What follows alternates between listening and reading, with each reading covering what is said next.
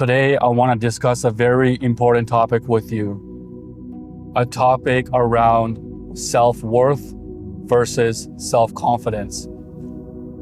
The distinction between these two has made a world of difference in my life, and I hope it can do the same for you. What I thought was self-confidence all along was always self-worth. I always thought I had to do things to love and accept myself. I thought I had to be the strongest, the smartest, the funniest, that I always had to make progress because that within me instilled a level of confidence that I thought was what I needed to feel happy, to feel fulfilled. But I was greatly mistaken. Because what I was really lacking was self-worth. Because self-confidence comes from you doing things. It comes from you getting better at something, and so now you see yourself as being more capable, more deserving.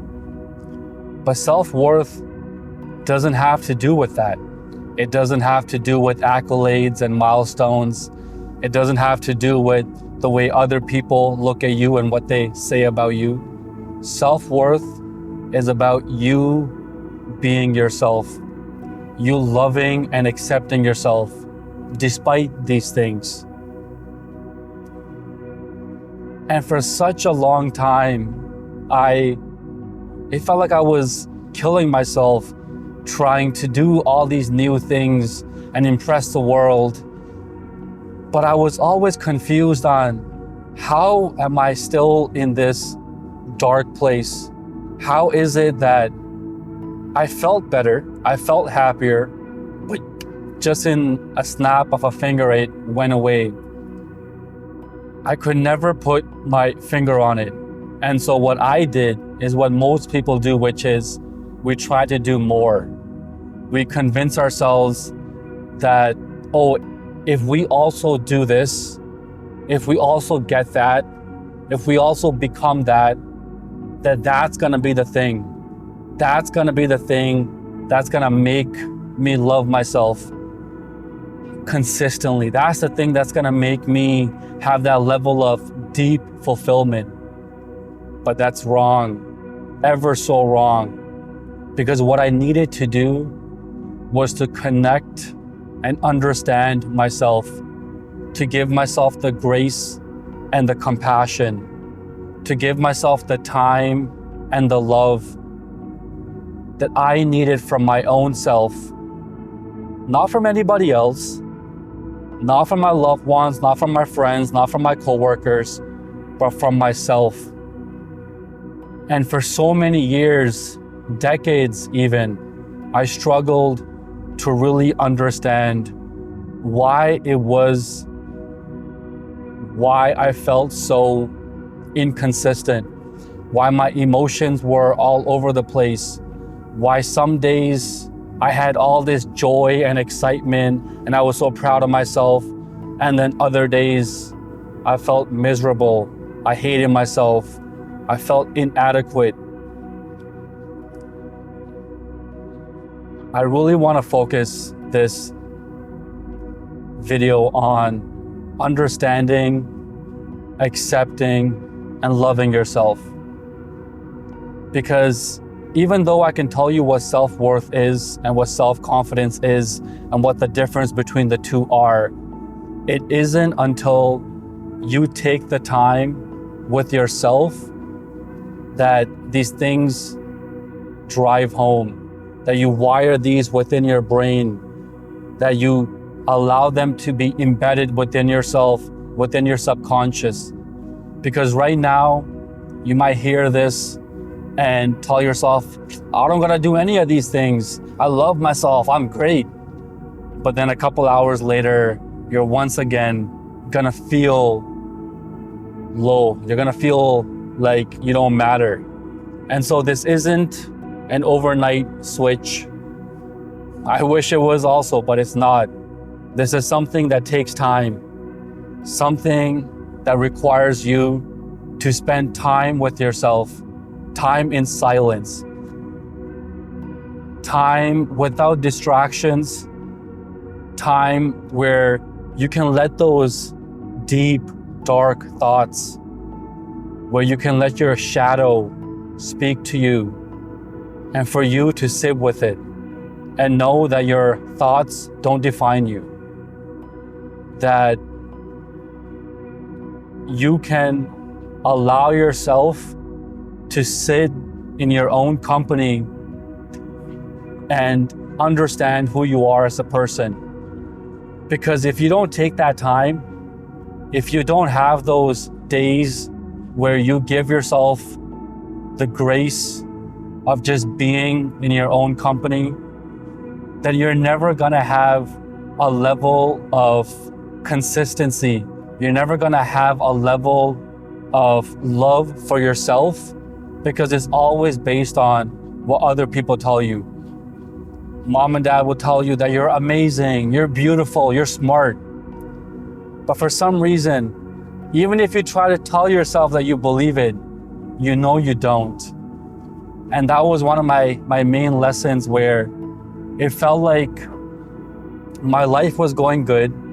I would get these bursts of dopamine from my friends telling me, hey Naman, you're good at this. Hey Naman, this went well. Hey Naman, remember back in the day when this and this and this was a thing? And I'd feel good about it. But then other times I would try something new. Or maybe I would fall off the gym because I was injured or something happened. And then people would make comments on the other side. Oh, look at you, Naman. You're so skinny now. Oh, look at you, Naman. You're not even benching that much at the gym. And how those things would eat at my soul. And it was because I wasn't giving myself the time in my own company. I wasn't allowing myself to connect with myself at that deeper level, that I was always allowing things outside of me to define who I am and how I should feel. You have to understand that you are unique. You are one of one. There's nobody else like you. And you will meet a lot of people who have a story that might be somewhat similar to yours. But even your own siblings are not like you. And so you have to understand that if you don't put in the work to understand yourself and know who you are as a person, what you stand for, what makes you happy, then you will never be in a place where you can act out of agency. You will always be following the trends. You will always be seeking dopamine hits from people around you. You will go on your phone and doom scroll. You will try to get validation from other people, but never truly believe it for yourself. And some things for me that helped me to connect with myself at this level were writing and talking to myself. This right here essentially is how I talk to myself. I talk to myself in third person, and I write to myself in third person. And typing and everything is good too, don't get me wrong. But there's something about writing that just embeds that message within myself, that wires the words that I am writing on the paper, or in my case, on my Remarkable, to myself. And when I'm talking to myself, I see how the thoughts that I have in my head are just thoughts, and how there's been so many times in my life where I've thought that I can just think my way through my problems. But you cannot think your way through your problems, because your thoughts are not structured. You're in your head, you're not opening your mouth, you're not moving your body. You're thinking that you're solving something. Oh, if I spend some more time thinking about this, it's gonna relieve my anxiety. Or if I go to this person and then try to get their feedback, it's gonna relieve my anxiety. And those things might help, but they are not gonna be a solution beyond something short-term, something temporary. You have to give yourself the time to sit down, allow those thoughts to come to you. The ones where you doubt yourself, the ones where you feel like you're not enough, the ones where maybe you don't even know what those thoughts are because you're always distracting yourself. Where right when something negative hits you, right when something from when you were a little kid comes to your mind, that you just run and you distract yourself. You go link with your friends, maybe you do some drugs, whatever the case might be. But I want to tell you right now that your thoughts are just thoughts. They don't define you. But if you don't give yourself the time to write them down, to speak about it with yourself, to have that silence without any distractions, then those thoughts can become very destructive. Those thoughts can overtake your mind, and one day leads to 1 week, leads to 1 month, leads to a year, and then a lifetime. A lifetime of thoughts leading to behaviors for something that isn't even real, for something that came into your mind one day and you thought it was true and you never questioned it after, and now it's so deeply embedded within you that you don't even know that life can be different without this. And I had these thoughts for myself when it came to me as a man, when it came to me as somebody who wants to put himself out in the world. I would always have this deep insecurity of speaking my voice, I had this deep insecurity of I'm never gonna be one of these great speakers who have the words just come to them and they speak with such grace and such eloquence. No, that can't be me. Naman, you grew up with a stutter, with an accent. How can you be like these people? They're polished. They came from great families. They have great resources. And so this mindset got embedded within my mind for years and years and years. And I reflect on me as a young kid, and I see how a lot of my pain points when it came to speaking, and not just speaking, is one thing to just say something and say it without stuttering, but there's something else of knowing that what you're saying is what you believe and saying it with conviction. I always thought that I had to say something and then somebody had to validate me. That, yeah, Naman, that sounds great. Yeah, you're right. But then right when somebody would disagree or when something wouldn't go the way I wanted, that I would go back and be like, see, I told you, man, why are you even trying? Why did you think that you could do it? Come on, man, be honest with yourself. Be real with yourself. And life got better for me as I got older, and a lot of things did help my speech, like exercise, like opening up, like caring less about what other people thought about me. And I'm ever so thankful to God for being in the place that I am in my life right now. But even at this big age, I see how those limiting beliefs have stuck around with me. How even though I don't stutter like I did when I was a kid, even though I have grown so much and gone to school and done all these great things, that within me, that inner child is still there saying, no, Naman, hold yourself back. Naman, don't put yourself out there. They're gonna make fun of you. They're gonna ridicule you.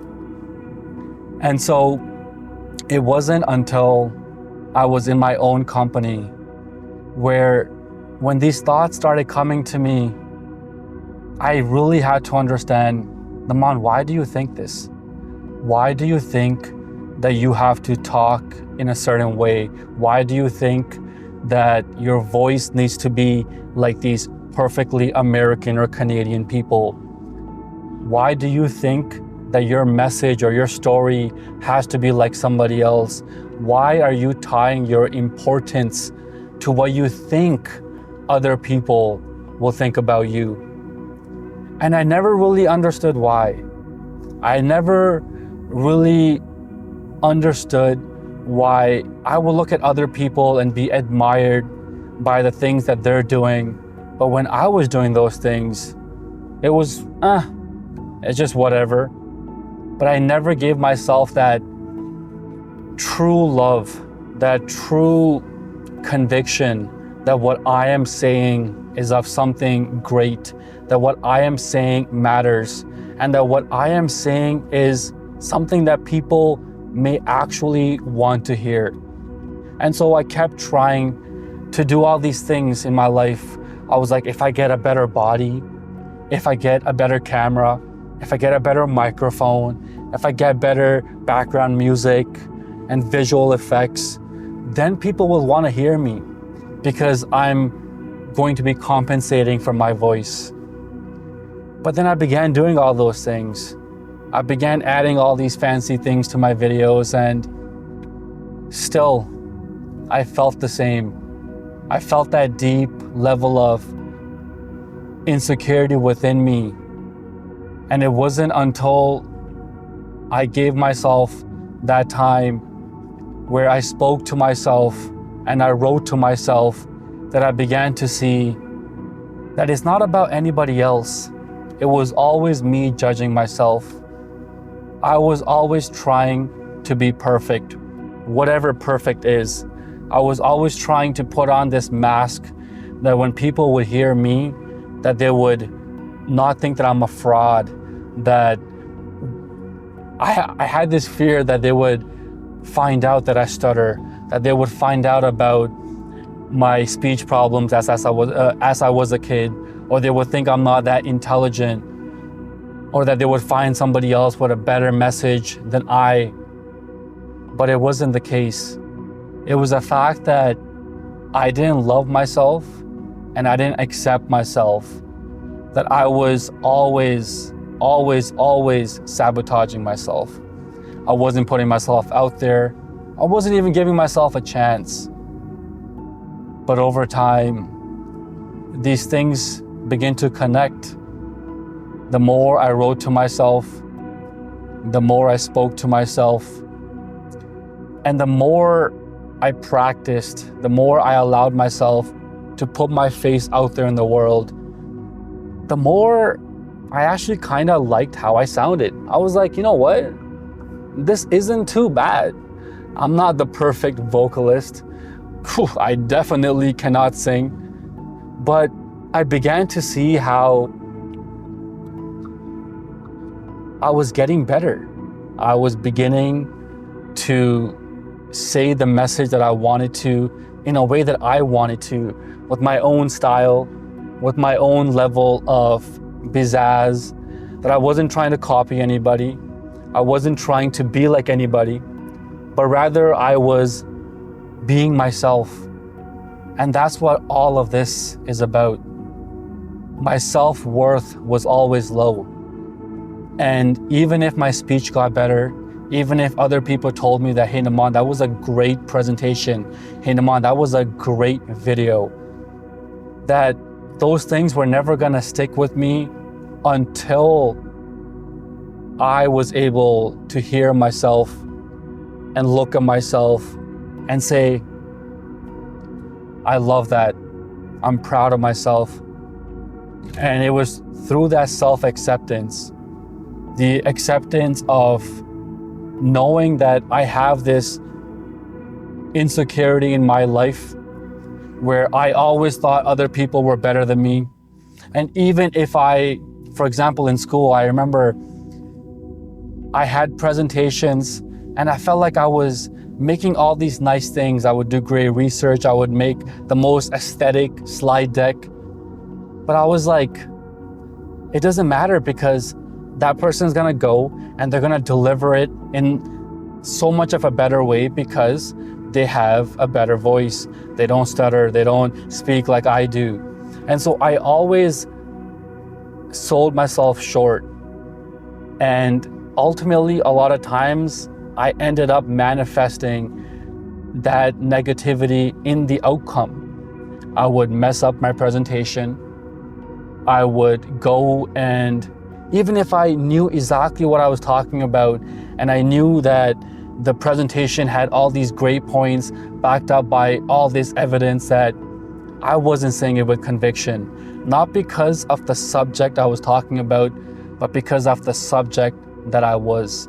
Not because of the confidence that I had in my presentation, but because of the lack of self-worth that I had in myself. And so it has been a very interesting journey for me, because I'm not perfect, and now I'm at this point in my life where I'm beginning to see the beauty of the imperfections. I'm beginning to see that I am who I am, and I'm somebody who cares. I'm somebody who works hard, and somebody who simply tries. And if I can continue doing these things, if I can continue putting myself out there, if I can continue not caring what other people say, because I have such a deep connection with myself, because I have such unconditional love for myself, that ultimately the rest doesn't matter. Because this world is amazing, but at the same time it is also very cruel, and this world will knock you down to your knees and keep you there. And if you don't have that level of connection with yourself, if you haven't spent the time to know who you are as a person, to know that you are worthy and deserving no matter your circumstances, to know and believe with conviction that you don't have to do all these things for other people in order for them to accept you and love you, that you can simply be yourself, even if that's extremely different than everybody around you, that is a win. That is the most important thing. We don't want to go through life feeling like we're being suffocated by society around us. There's no joy in always seeking validation from other people for the things that you want to do. And at one point, it's gonna catch up to you. You're gonna be in a place where you're working a job, or you're in a relationship with a person, or have a social circle that doesn't make you happy. But you thought it was supposed to, because that's what people told you. That's what these people online were saying, your friends were saying, your family was saying. And because you never took that time with yourself to know what you want, and because you never had the level of self-worth and self-love for yourself, you could never pivot away from that. And it just got worse and worse and worse. And so I invite you to take the time to understand who you are as a person, to really understand what things that you think you want are because you want them, and not because other people around you have made you believe that you want them. Are you working that job because you like it, or because you think it's gonna impress somebody? Are you with that person because they make you feel loved? Or is it because you're afraid that nobody else will love you? Are you afraid to do something different, to dress a certain way, to walk a certain way, because you don't want to, or because what society will say? I'm a lot older now, and these restrictions I had on what I can do and what I cannot do were a lot stronger when I was in elementary school, high school, even post-secondary. And it brings me a lot of joy, because I've seen so many success stories. I've heard so many podcasts and so many people share their story about dialing into their own authenticity, about not going with the crowd because that's what they want to do, but because they themselves took the time and they liberated themselves from society's perception and said, you know what? I don't want to do that. You know what? I don't care about these things. You know what? I don't want to be in these social circles because I don't want it. And then the whole world opens up to you because you stop putting on this mask where you gotta be perfect, this mask where you feel like you gotta do these things to be accepted by the people around you. And you begin to harness the gift of your unique self.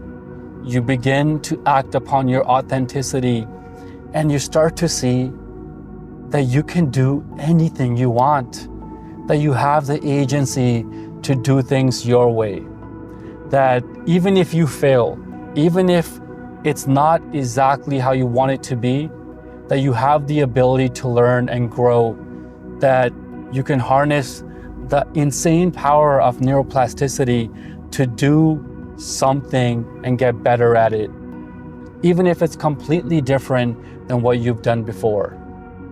So I ask you, how many things are you doing in your life that you think are gonna make you happier, but ultimately they are things that will make other people see you as someone who's worthy of love, someone who's worthy of success, someone who is worthy of being a friend or a partner? This is your life, and you are special.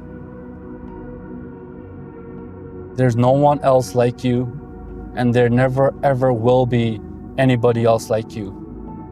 You don't have to look at yourself as somebody who's average. You don't have to allow your past mistakes and failures to make you believe that you're not worthy. But rather, you can be it all. You can be everything and more. But in order to do so, right now, in your current situation, you have to accept yourself.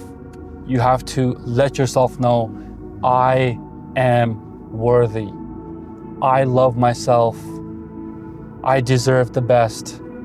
No, not after I do this, not after I get all this money, not after I get that body, not after I pass that course. No, right now, as the person that you are 100,000% deserving and capable. And I promise you, if you continue this mindset, the world will give you things that you never imagined possible. Believe in yourself, love yourself, and trust me when I say your potential is limitless. And now is the time to break those limits. Thank you for listening, and have a great day.